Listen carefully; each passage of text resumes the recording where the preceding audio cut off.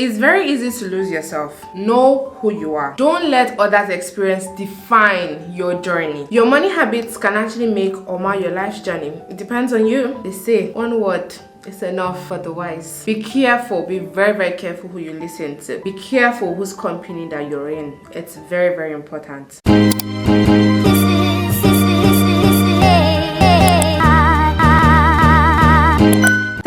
Welcome back again to my YouTube channel. My name is Ria. If I see my face for the very first time, you're highly welcome, okay? And for a returning subscriber, thank you so much, guys, for coming back again. I hope the intro did not really scare you as much as I think it will. But anyways, I saw a creator actually do this for like the UK branch, not King Solomon. That should be his name. I saw that video and I was like, wow, these points are spot on. And I'm like, you know what? I should actually do my own, based here in Ireland. So I've actually been in the country for like 4.5 years. It will be 5 years in September. And I'm like, you know what, I have been here for, let's say, 5 years, okay? So now let me talk about the worst 5 mistakes that I've made so far actually living here in the country as a foreigner. My very first point would be have a well-grounded money lifestyle. Let me tell you, for me, money is a self-esteem game, okay? Money is a self-esteem game. I'll say it again. You need money. In the words of my favorite apostle, don't let anybody deceive you. Let me tell you, you need money. If you know who I'm talking about, put it down in the comment section. You need money. That's Apostle Joshua Selman. You need money, yo.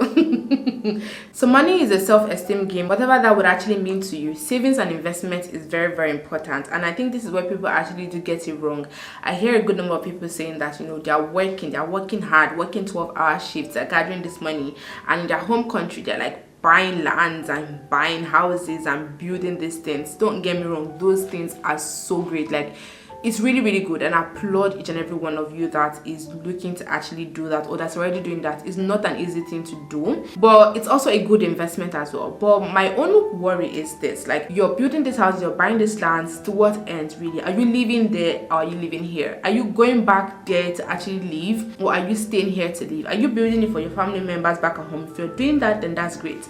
But if you're building or you're buying these things just to leave it there dormant and you're now living your life here, like, what kind of sense does that make? I hear people say that, you know, they are going back into the country, they are going to go back to their country to like retire maybe after 5 years.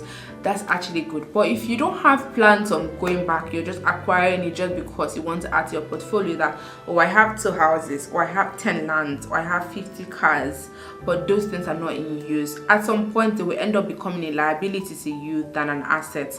Let me tell you, people always say, oh, it's not easy to save money in abroad because it's just a mindset. Or like, when you are being paid this much, you have to pay your rent, you have to pay your bills, you have to send money back home, you have to take care of yourself as well. Like, how much you have left to save? For me, I think that it's just a mindset, and I was such a victim of this when I came into the country. Like, you would tell, like, I've been in this country for almost 5 years, and you'd be thinking that maybe I would probably have a house by now, or like my life would be settled, like really settled, almost settled. But it's far from the case. I'm only just recently learning how much I have actually wasted. And you would think that at the time, like, whatever it is that you were using the money to do was actually important. But like, thinking about it and looking at my bank statement, money has come through my accounts. Money has come through my accounts. But what can I show for it? Nothing. I had the wrong lifestyle. I was just wasting money on things that I didn't need. I was buying oh girl, I wanted to change my phone. I will buy a camera, I'll buy a tripod, buy like 3, 4. What kind of content am I shooting with it? Where is the channel going to? Am I even on 100K right now? What amount of light am I buying? God, I wasted money. I used money lavishly, and my parents would always tell me, like, save money, invest in something. And I was just doing this here and there, this here and there. And then when rainy day comes, I'll go and pull that money. I didn't have a well-grounded lifestyle, is what I'm trying to say. And it's just now that I'm realizing, and this is like almost 5 years into the country, it's never too late to realize that. It's just the mindset. Once your mindset changes, everything will actually change, okay?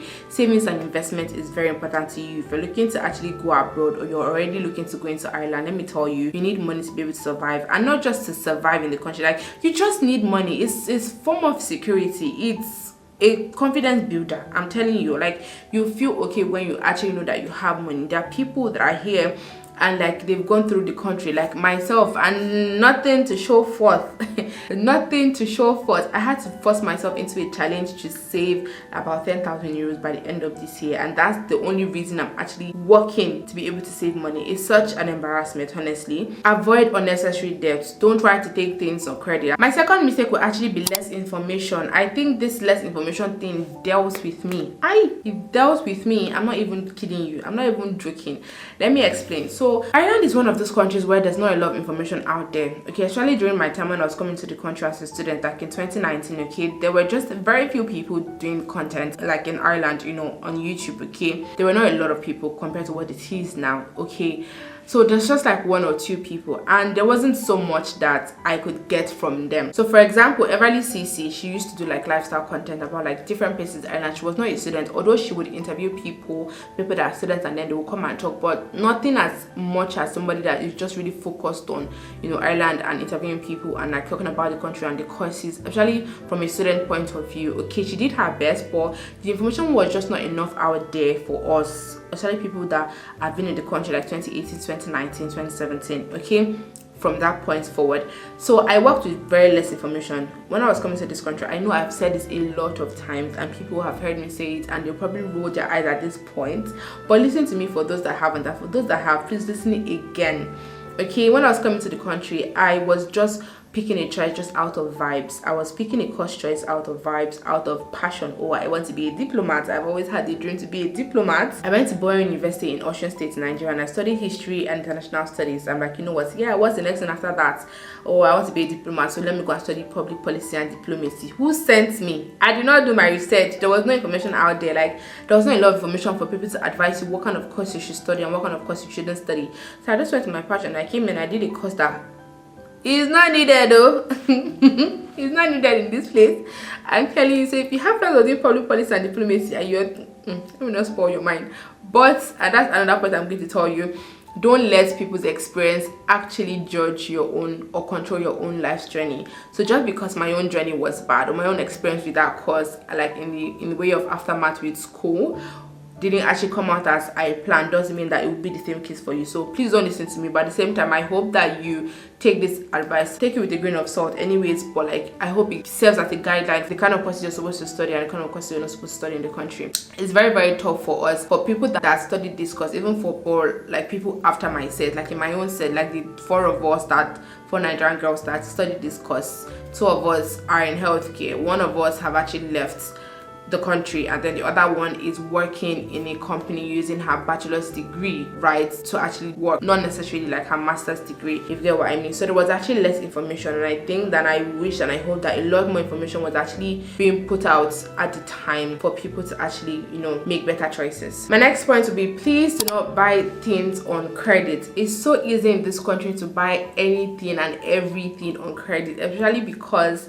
the system allows it. Okay, the system supports it. As long as they can see that you earn a salary and like you're willing to pay back the money, like they would cheer you on, they would give it to you. These companies make a ton out of people buying things on credit. So for example, like if you want to buy like a laptop, so for me, let me explain my own story. Okay, so I came into the country and from Nigeria, I brought my own laptop. Nothing was wrong with that laptop at all. Like that laptop was even more or less new, and I brought it into the country, and then I think it was just peer pressure, and it was just longer throat, and it was tricking my eyes into where it was not supposed to be. Okay, and I saw people using like, you know, nicer laptops like Apple, HP Pavilion, EliteBook, you know, all those laptops that you would turn around, you can even detach it, turn into a tab, you know. My own was now very big, very archaic. I was like, no, I need to buy a new one.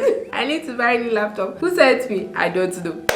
There's a big store here called Corey's PC, right? And they sell like laptops, gadgets, everything. I went there and I'm like, you know what? And this was during COVID though, COVID period. And I went there and I was like, you know what? I want a laptop. So I did like, they asked me what I was doing. I said I was a student. They wanted to kind of gauge the kind of laptop they would recommend for me. And they brought this laptop for me. At the time was like 600 and something euros, almost 700, or if not even more than 700. And that time I was just a student. When did I think I was going to get 700 cash to give them bam to buy a laptop? I'm like, yeah, put it on credit, like I will pay monthly, you know. I'm working as a student, I'll pay monthly, And then monthly I was paying like, you know, 60 something, and the money was just going. And then at some point they increased it, bam, 80 something euros. I'm like, well, 20 euros extra, yeah, it's not so much of a big deal. You know, at the time that I was done, like I didn't even wait for the end of contract to be done. I had to like stack up the money and pay everything back to them, because while I was paying, I started to calculate that a laptop I was buying on credit, like the laptop actual price was like let's say 700, I was going to be paying like an additional 300, so like 8,000 for that laptop, and to me like it just wasn't worth it. So please do not buy this on credit. Another very big one I'll give you, let me give you this story. So when I moved from Cork into Dublin, I got a job, and then I was living alone. It was like a 1-bed kind of house apartment, okay, and then there was no Wi-Fi in that house, so I needed to be the one in charge of the Wi-Fi. Like I needed to buy Wi-Fi for the house, and I was working from home most of the time, like a remote job, and I was using my phone as the mobile data, and I noticed that at the end of the day, like my phone would be very hot, and like it would slow down, like because I was using just one internet source for a lot of things, for 2 laptops, 1 desktop, 1 laptop, my iPad, everything, for my TV as well. So I'm like, you know what, let me go and buy Wi-Fi, let me go and do network provider. Big girl, big job, you know. So I went into the store, I'm like, you know what, let me buy like a router. So I got it, and they were like, oh, it's going to be like a 2-year contract, I have to pay every month. Like this is not even like buying the equipment. The equipment was actually free. It was the Wi-Fi, the internet I was having to pay for. Like every month I was going to be paying 35 euros. I was like, yeah, 35 euros not so bad. I mean, I can even stop like the mobile data, buying anything on my mobile data. I was even home like 98% of the time, so I'm like, you know, yeah, it'll work for me, just an additional like 10 or 20 euros into what I was paying before. So yeah, that's fine. So I started with them, everything was all fine and good. I went home joyfully happy, dancing. I went home, set it up, everything was working fine. I started using it. Then once something happened, then I had to leave that particular place, that apartment, after like a few months, maybe like after like 1 year or close to a year. I had to leave the apartment, okay, and then I packed up this Wi-Fi, and I just stopped paying because I felt like I wasn't using it again. And I just felt in my head, I didn't remember them saying that the 2 years was actually compulsory, like you had to pay for those 2 years every month. So I just packed everything up, and I'm like, yeah, I'm going to my new apartment, and I stopped paying. I would always make sure that there was no money in that particular account, so they wouldn't take anything, because I felt like because I was not using it, there was no need for them to be taking like their information to tell them that the Wi-Fi is not plugged in somewhere. So foolish of me. So they sent me emails saying that I had to pay, and they were calling me, I was not picking up. See me, you're running away from my problems. So then I think after like 2-3 months of trying to contact me, they now had to forward my information to like another mediator, like a company that actually would hang you if you're owing to you actually paid. Do you know how stressful mentally that thing is, and how embarrassing that thing can be? Anyways, they forwarded my details to that company. So that company called me, and they told me, oh, like they had my details, I was supposed to be paying a huge amount of money, I think like 300 extra euros. I'm like, the price of everything in total with what I've paid just like 1 year left, it wasn't even up to the amount. And they were like, yeah, because I wasn't paying, they were adding like a 6% interest on it per month. That's crazy. If I knew that that was going to happen, like what would 35 euros cost me per month? I would have paid it till I finished. I don't know why I did that till today. I just can't get why I actually made that move. That was so funny. We kind of came to like a conclusion, and they will negotiate with you, negotiate with them, and kind of tell them, oh, this is how much I can pay. You just go back and forth, and then they agree, and then you pay it, and I paid it off, and then that was it. But that whole process was not worth it. So please don't buy anything on credit. If you don't have the money, if it's something that you cannot buy twice, then don't bother. The fourth mistake that I actually made would actually be, it's not even a mistake that I made, but it's kind of like an advice to people. It would be to choose your company wisely. I think that whoever you put yourself in can actually make or mar your life journey, especially in abroad where you have nobody and you don't know anybody. There are a lot of good people here, as well as there are a lot of people with not so good intentions. I'll put it that way, okay? So be very, very careful of the company that you keep. It's very, very important. Surround yourself with people that you think would actually move your journey forward, and people that would actually drag you 10 steps back in however form or way you can understand that message, so be it, okay? And then the fifth advice or kind of mistake that I would actually give would be to actually plan long term. Time flies, oh, time flies. Please plan long term and write it down. For a Christian, Habakkuk 2:2. write it down. Always make sure to write it down, because you will forget. You would actually forget. It's okay to have very short-term plans, but it's also good to have long-term plans, because that way you're much more focused. Okay, it keeps you in a direct path. You kind of know what to do at a certain time. You plan towards it. Try to think long-term in any decision that you're making. Don't just think about the now. If you're going to buy like a 20,000 euros car right now, think about it. Would this car still be beneficial to me in like the next 5 years? Like, how much would I have paid on interest to this particular car in 5 years? Would it still be worth it, at least a little bit close in 5 years? Like, can I sell this off and still gain something in 5 years? Don't just think about it, oh, in 1 month I'm going to travel with this car to Paris, my friends are going to see me, we're going to do car warming. Don't be very small-minded. Expand your mind. Think, plan. In Ireland, it's easy to make it, but it's also easy to not make it. The ball is in your court. I'll leave it there. I hope you guys enjoyed the video. Bye.